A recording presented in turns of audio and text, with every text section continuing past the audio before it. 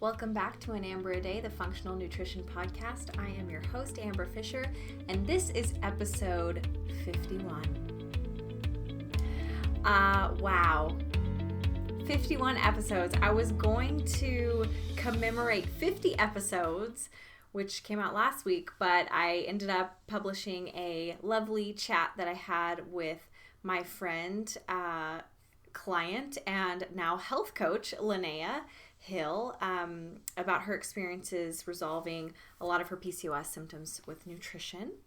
And I felt like that one couldn't wait, so I had to publish that one. But so I missed my chance to say, hey, we made it to 50 episodes. But I'm really excited about that. You know, that was a big hurdle. Some of the statistics that I've read, podcast statistics, you know, because who doesn't keep up with podcast statistics? But some of the statistics that I've read have said that most podcasts don't make it past, I think, the 7th episode or something like that. So when I made it past that hurdle, I was like, okay, good, we did this. And as many of you have been listening for a long time know, I've been through a lot over the last almost 3 years since this podcast started back in November 2018. Been through a lot of different things, and so I've taken some time off here and there from the podcast, but I am so glad that I made a commitment to myself to get back out there and to do this regularly. It was about a year ago now that I made that decision, so I'm kind of also celebrating that, like a year of doing the podcast almost weekly. So that's exciting. You know, it's a big exciting thing for me. Hopefully some of you are excited about that too. I know a lot of you have been part of my journey here as I've grown my practice and as I have developed my opinions and thoughts on nutrition, and I can't thank you enough for being here. It really, my podcast listeners are like my fam, you know? You guys are special. So thank you. What are we going to talk about today? Well, first I want to, of course, take the first 5 minutes or so and update you all on what's going on in my life because, you know, we always do that. But also today I thought as a commemorative thing, I'd like to go backwards and talk about some of the ways that my opinions about nutrition have changed since I started this podcast. So nutrition is an ever-evolving field, and the knowledge base about it changes all the time. The research gets updated, new things come out. And as a practitioner with experience, I have also changed and morphed and adjusted my ideas about nutrition and about life in general. When I started this podcast, a lot was different. So I want to talk about that today. And hopefully, I'm hoping too that some of you who are newer listeners who are maybe planning to go backwards and listen to early episodes of the podcast will maybe listen to this first, so you can, if you do hear something way back in 2018 that doesn't seem to kind of go with my whole deal now, you can hopefully maybe see how my thought process has evolved. I still think it's valuable to keep all that old stuff out there. Because I did say a lot of things that I'm proud of and that were good and wise, but also, you know, I've matured in my practice, and so my opinions have matured too. So I'll talk about that today. But first, let me just give you all a little update on everything. Update number 1, I'm in a new chair. So if you're watching on YouTube, hi. This is my new chair. It's, you know, well, you can't see it, but it's like gold and fab. I'm redoing my office in here. You guys can see I have a different background. I'm just trying some different things out.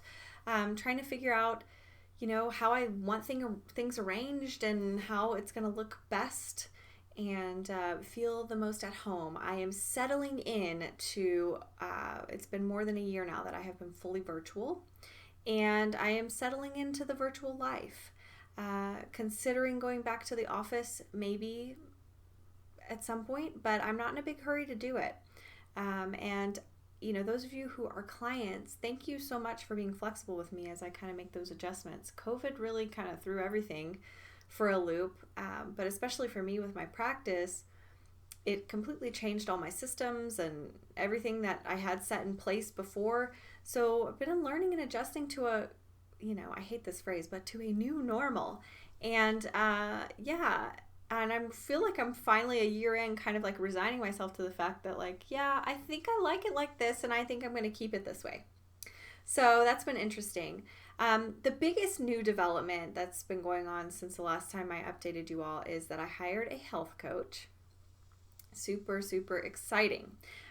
So those of you who are clients know that I already have some help and support behind the scenes with administrative things, but I have never had somebody actually help me with the nutrition aspects. And I am, you might say, a bit of a control freak. So I like to do everything myself. I like to make sure that everything is like just how I want it. Maybe a bit of a perfectionist, but I have reached the point in my practice where it's time to have a little bit more help. And the entire thought process behind it was that I want to really be able to provide more support to the people that are working with me. So my new health coach, Linnea, the reason that her and I decided to team up is that Linnea and I get along really well. She has a great knowledge base of nutrition, and she has been through this work herself. And Linnea is one of the clients. There are others. Carrie, are you listening?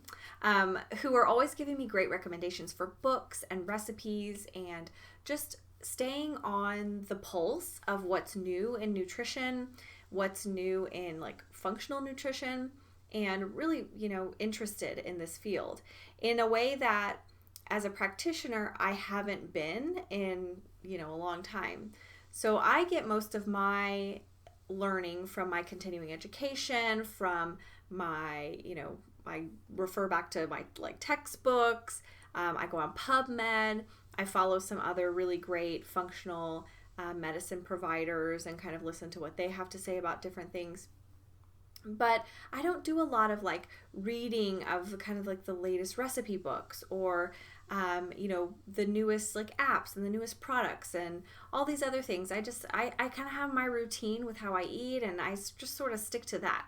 So I'm always excited to hear about new stuff. And I feel like that's something that I've been lacking in giving advice for my clients about. I have some go-tos and things, but I wanted more. I wanted to have somebody who was really like newer into this and really up to date with stuff to kind of help people if they are struggling to find snacks, or, if they're just struggling at all, to kind of give them ideas. So she's going to be helping me behind the scenes a lot with that. She is going to be doing some support of my clients in between their appointments and things like that.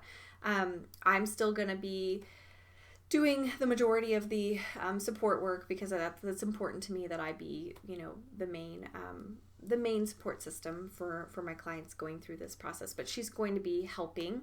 And then behind the scenes, she's going to be working on all kinds of cool stuff. So lots of like really cool reference documents where we can say like, these are hidden sources of this or that, or these are great snacks for if you're egg-free, dairy-free, and gluten-free, or something like that. So things that I've always kind of wanted to do and just never have time to sit down and do. Linnea is going to help me with that. Really excited about having her on, and we just started our training yesterday. So it was great. So I'm excited. So Linnea, if you're listening, I'm so super excited that you're on board. So look out for more about that, clients. And then she may also be helping me some with social media and things like that. So those of you who are not clients but who follow me on social, you might be getting to know Linnea a bit. So that is what's new. And what are we talking about today? Well, I want to talk to you guys about how my opinions have changed, right? So I'm just going to reminisce. If you're not into reminiscing, this may not be the podcast for you, but I'm so nostalgic. So I was thinking about when I first decided to do a podcast. It was back November 2018. I was going through a little bit of a rough time emotionally, just some different personal stuff going on. And I was feeling very much that I had been similar to how I started feeling last year, where I felt a little bit like okay, I'm just languishing in the shadows here, and I kind of want to do something more big, more public. Um, I remember at the time a lot of my dreams were that I wanted to have a larger social media following so that I could get a lot of this information out to the world and help some people who, maybe had never heard of functional nutrition. And I also really wanted to transition myself to doing more work where I could work from anywhere. And so I started the podcast as this way of just talking about diet and health, which of course I love to do, and also connecting with people from afar. My vision was for it to be a question and answer podcast, actually. So originally, my thought process was that I wanted people to write in questions, and then I would answer them on the air. And what I didn't realize really when I started a podcast was that at the time I started a podcast, the market for podcasts was very saturated, and now even more so. It seems like everybody has a podcast.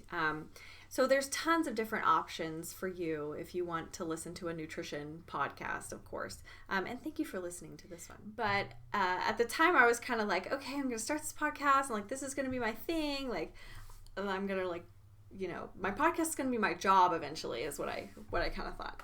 And it's funny because looking back on that, it's a little bit like immature.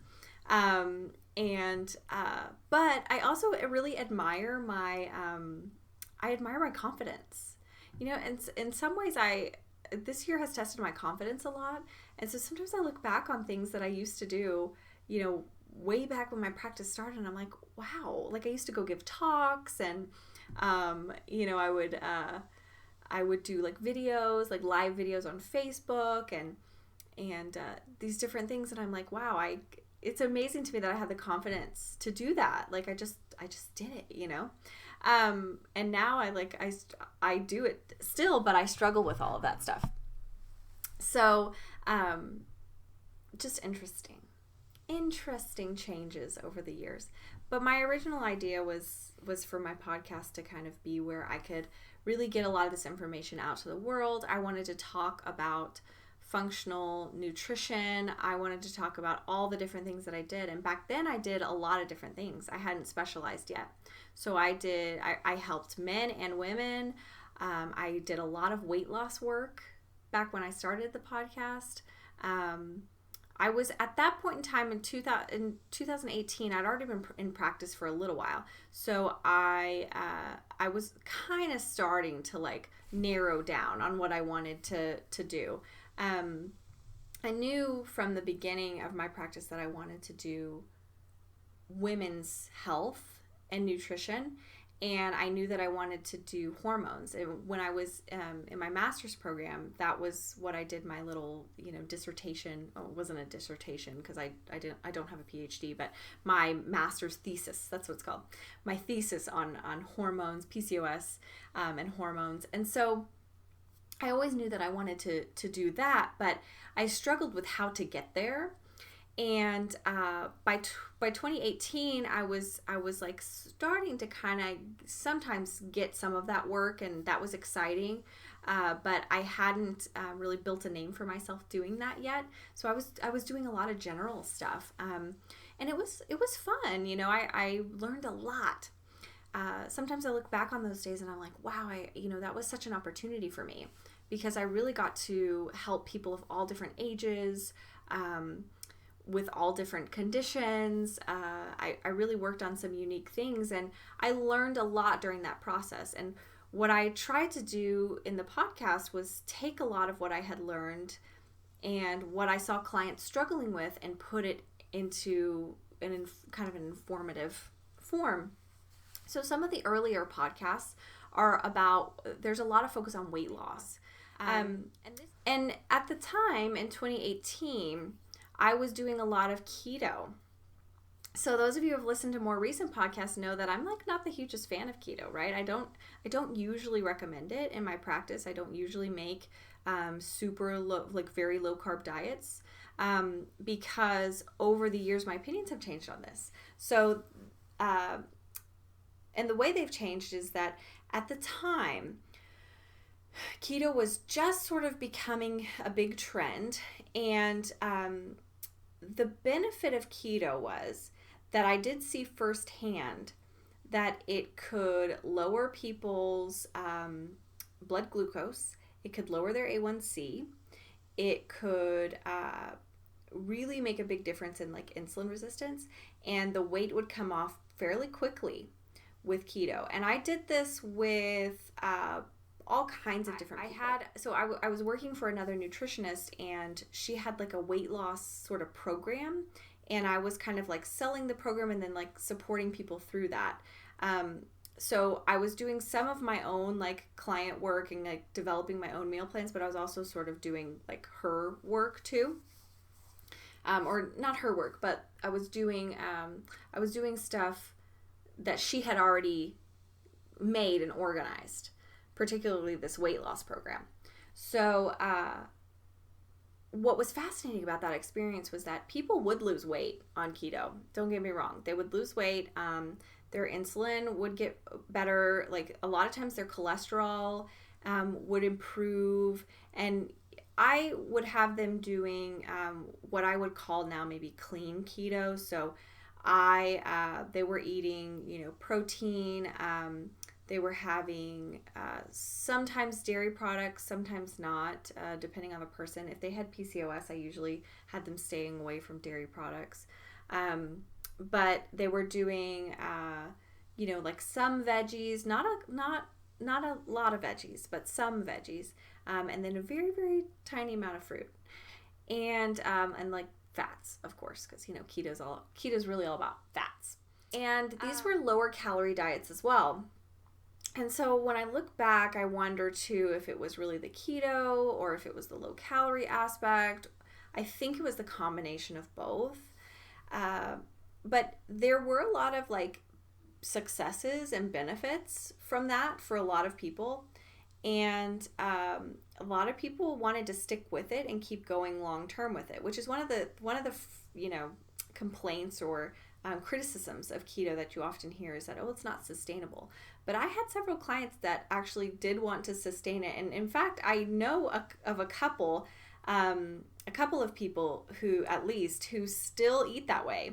Even though I've kind of like been like, okay, I maybe wasn't 100% like correct about the direction that you should go for your lifestyle maintenance. But they still want to eat that way because it seems to work for them. So I'm like, well, you know your body better than I do. But what would happen a lot of times in these cases, though, is that there would be groups of people who the weight loss was a lot slower for. And these were typically women. They were typically women who weren't sleeping well, and women who were dealing with like hormonal issues or adrenal issues. That I look back and I know now, like, okay, so this is what was sort of going on. And then people who had food sensitivities. At the time, I wasn't really testing for food sensitivities or allergies. And I started getting into that right around that time, like a little bit later. It was sometime in 2018 that I started kind of running food sensitivity on almost everybody that I worked with. And I started noticing that the people who had food sensitivities were the ones who didn't do as well on these kinds of diets. So the other thing that would happen is that there would sometimes be, like, if the person stayed on this diet for a really long time, so like more than 6 months or so, there would sometimes be a rebound effect with their cholesterol where they would start getting constipated. And this was a big problem with keto, if I'm honest, was constipation. A lot of people getting constipated a couple of weeks into the process. And we would, the way that I was taught to kind of deal with that was to have them do, like herbs or digestive enzymes and fibers and things, like supplements, basically to kind of like keep things moving. Not psyllium husk, but there are some more natural like fiber supplements that have like chia and flaxseed and things like that in them, and like dandelion root that can kind of like get things moving. So that's how we were compensating for it. But I started, thinking, I'm like, there's something not right about this. The constipation issue is a big issue. the more that I practiced and the more that I kind of like got involved with functional medicine and did more continuing education, the more concerned I got about the fact that a lot of these clients were still dealing with this issue. And so I started really delving more into weight loss and experimenting and trying to alter things to see if I could fix this nutritionally without actually having to use supplements, and at the same time with increasing the amount of nutrients that the person was getting. Because my opinions about weight loss started to really change around that time, to where I stopped looking at it as just, okay, these people are coming in, they want to lose weight, I'm going to help them to lose weight, that's the number one goal, to why is this person wanting to lose weight in the first place? Why are they having trouble maintaining their weight? What's the deeper issue here? And it was around this time that I started really getting out of weight loss work. Not because I didn't enjoy it or wasn't good at it. I could get people to lose weight, and they were happy, and I was happy to see them happy. But my ideas about health just changed a lot. I stopped thinking that weight was as much of a concern as other factors, and I stopped wanting to shove that down because that wasn't what my clients wanted to talk about. So one of the let me explain that. One of the struggles that you often have as a nutritionist is most people that reach out want to lose weight, and that's the reason why they're seeking out a nutritionist. Occasionally it'll be because of a chronic health condition or something like that, but the vast majority of people who are seeking a nutritionist are seeking it at least in part because of weight loss.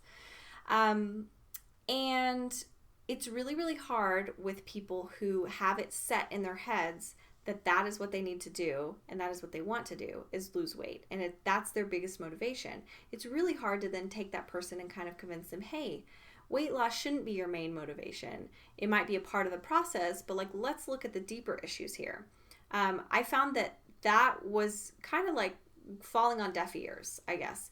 People were just like, okay, I mean, that's not why I'm here though. Like, I want to lose weight. And so,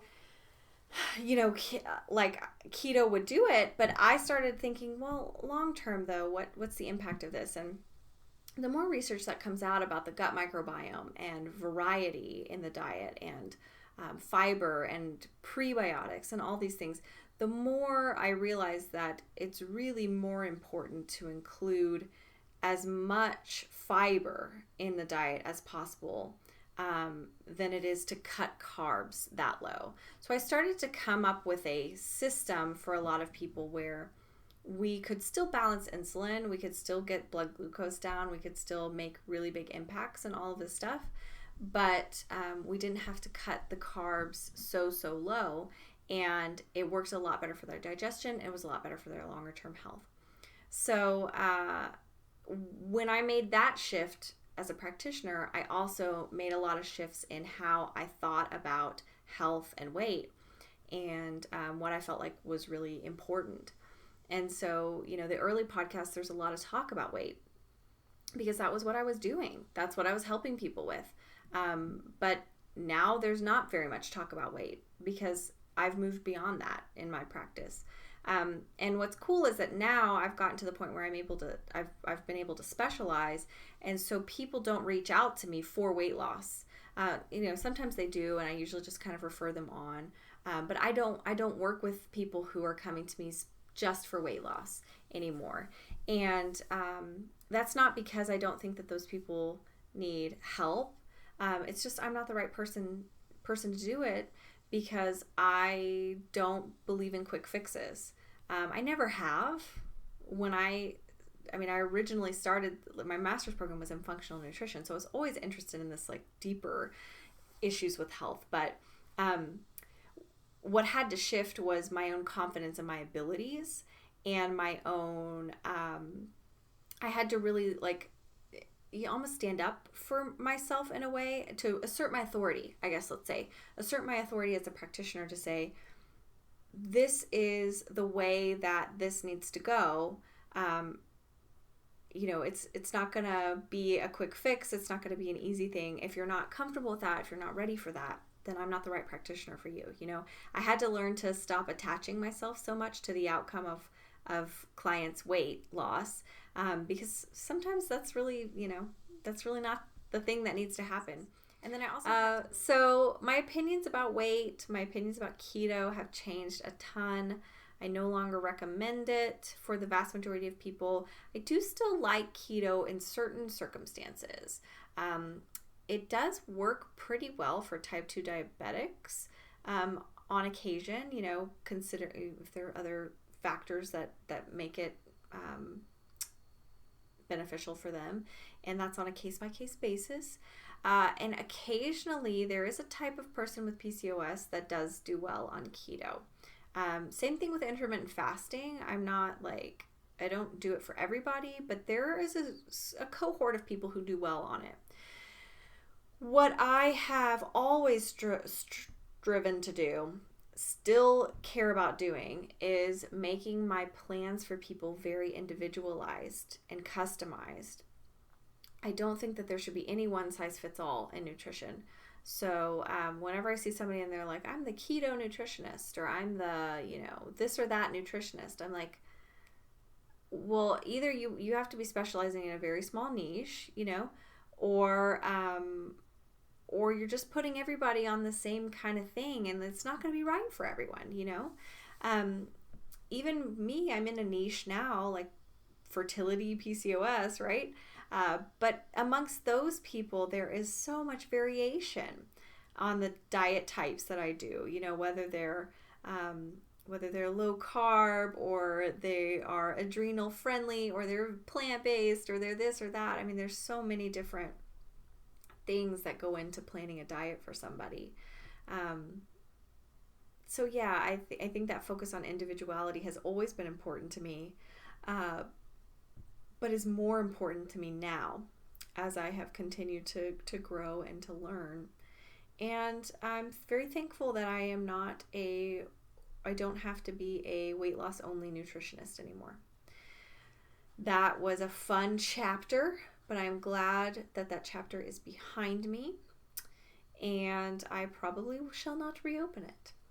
That said, if you are considering working with me and you're like, well, I do need to lose weight, we can work on weight loss. It's not that I don't work on it at all. It is an important piece of the puzzle for a lot of people. It's just that it's not the main most important thing of anything that I do. It's not going to be the main goal, let's say. I think the biggest way that my opinions have changed, and that I as a practitioner have changed since the start of this podcast, is in my confidence in my abilities. Early on, I was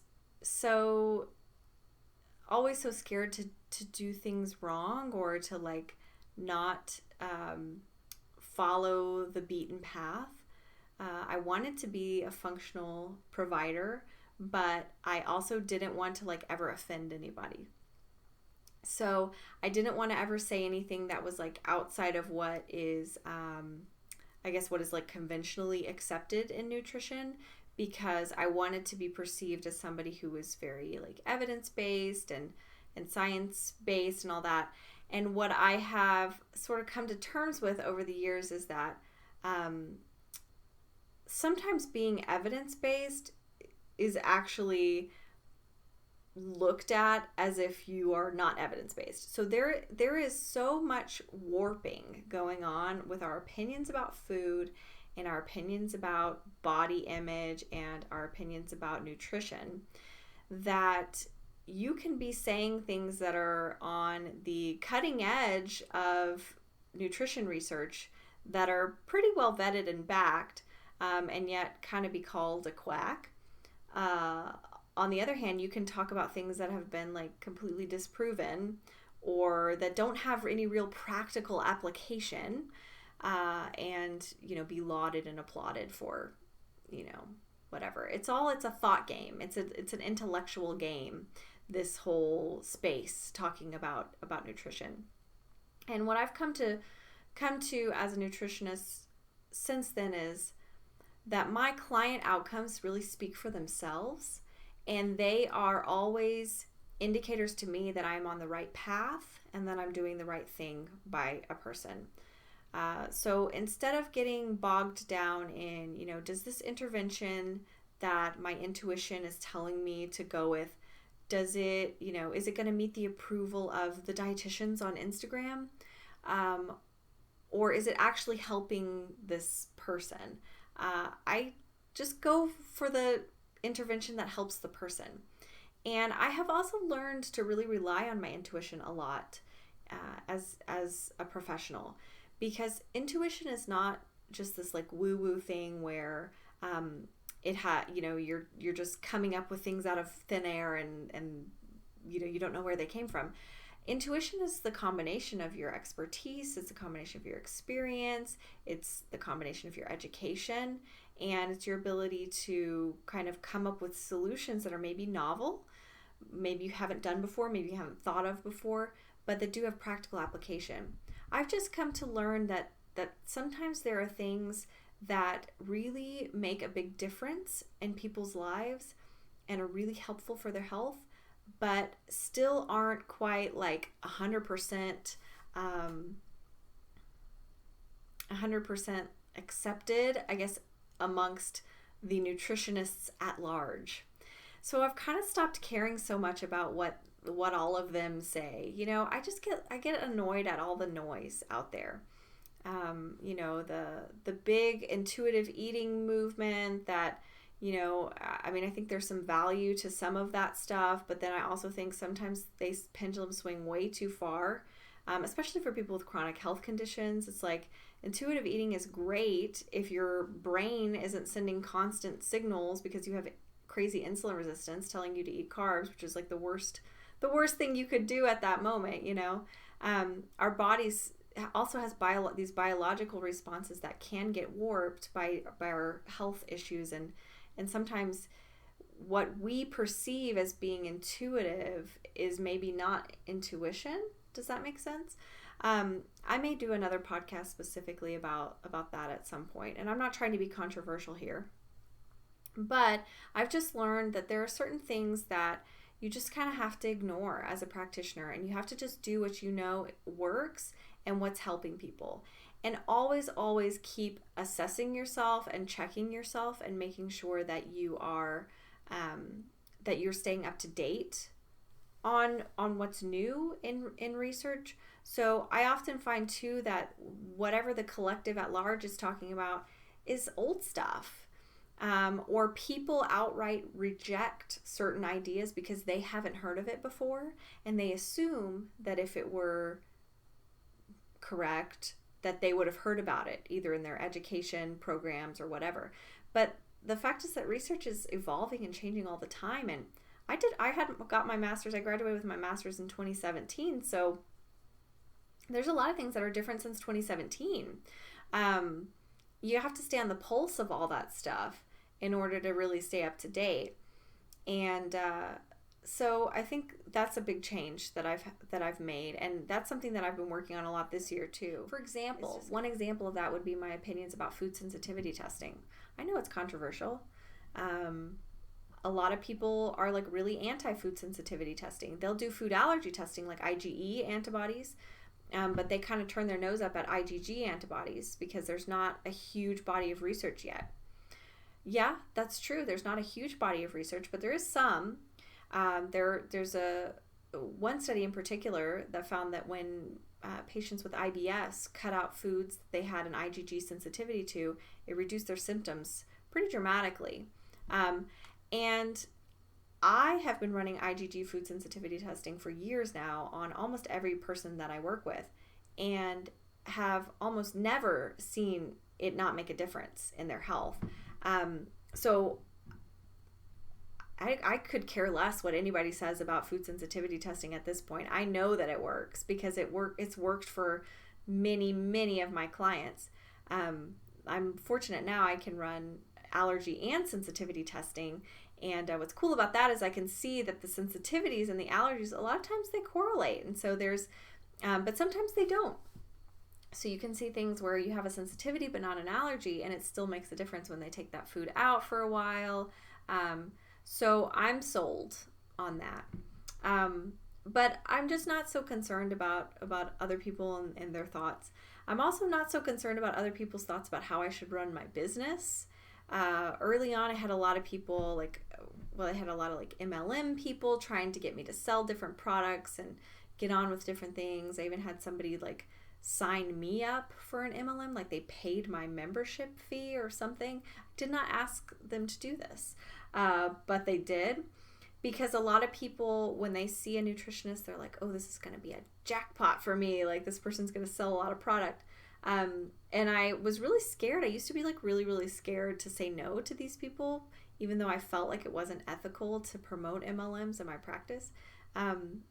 And now I'm just I just feel more confident about that kind of stuff. No, I don't do that. I'm sorry. I don't do it. It's great for other people. It works well for them, but it's not ethical in the realm of what I do as a practitioner. It's just not. So that kind of thing, I've just kind of come to terms with. I've gotten a little bit more relaxed and confident about my abilities, my capabilities. So when I listen back on early podcasts, even though I had already been in business for a few years at that point, I can just see, I see myself on the cusp of a lot of changes, and I'm proud of where I've come from and where I am now. So thanks for taking this trip down memory lane with me, y'all. If you haven't yet, I would really appreciate it if you like the podcast, if you wouldn't mind leaving it a review. 5-star reviews are super helpful for podcasts. They are pretty much the only marker by which the different search engines kind of show your podcast more often or not.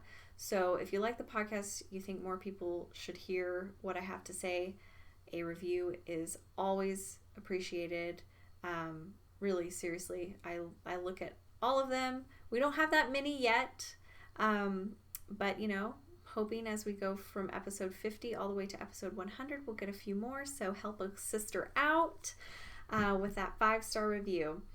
What else? If you have PCOS and you are interested, I do have a PCOS community where we do some more in-depth videos, similar to this podcast, but a little bit more concentrated and with more direct advice about different things. Right now we're doing a series on different supplements for PCOS, and I'm talking about who they're good for, who they're not good for, brands. You get access to my private client shop with therapeutic grade supplements that you can purchase if you would like. So those are things that aren't available on Amazon and places like that. And it's overall it's a pretty cool place. There's also weekly meal plans. So if you just want a weekly meal plan with a grocery list and recipes and stuff, take some of the work out of your life, the PCOS community might be for you. So there will be a link below for that. If you have a question for the podcast, you can also go to the link below. There is a form that you fill out. You can make up a fake name if you don't want me to say your name. And I am officially answering questions on the podcast now. So I have several that I'm going to go into the next time I do a solo podcast. And thank you for that, listeners. Really appreciate it. And we'll go from there. So we're getting to our 2018 goal now of this being more of a question and answer type podcast. We will still keep doing I'll still keep doing individual episodes about specific topics, and I will still keep conversations with Amber where you can stay up to date on my personal life, and then I will still, of course, be interviewing great guests. But we will also have lots of episodes where we'll do question and answer, which I'm really excited about. So I can't thank you guys enough for being here. If you've been here since episode 1, you're an OG, you're awesome. If you have just joined me today, or if you have been listening for any length of time at all, thank you for being here. If you made it to the end, here, thank you. I appreciate you. All right. Well, have a good one. Talk to you guys soon.